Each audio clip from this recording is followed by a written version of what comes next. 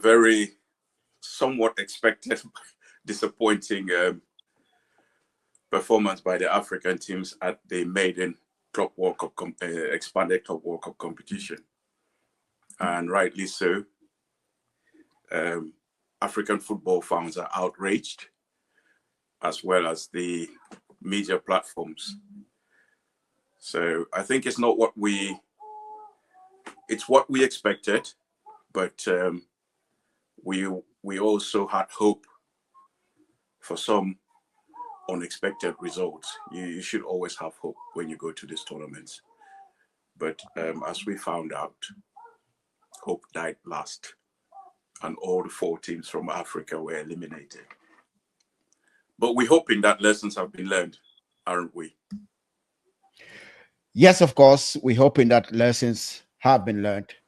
And let's take a look at Group D, right? I just want to show the table here where we had Esperance Tunis. And when you look at this group, they had Flamengo, Chelsea, and LAFC.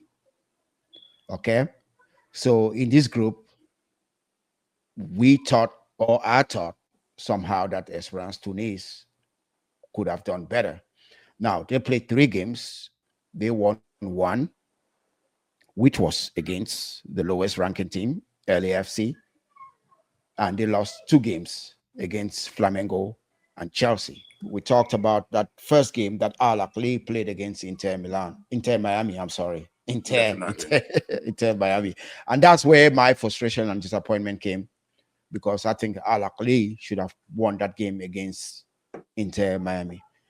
There's no reason why Ahly should play 3 games, lost 2. Oh, they actually drew 2 and lost 1. The one game Yes. that they actually lost was against Palmeiras, and that was that last game. And when you play such tournaments in the last game, the frustration already kicked in. They are looking to make a statement. They are throwing men up front, and then they got beaten 2-0. I mean, let's take a moment and talk about this group. Talk about Ahly. What do you have to say about Ahly? Ahly was the greatest disappointment for me, being the most valuable club in Africa. I had a lot of high hopes for Ahly. They are a very experienced team.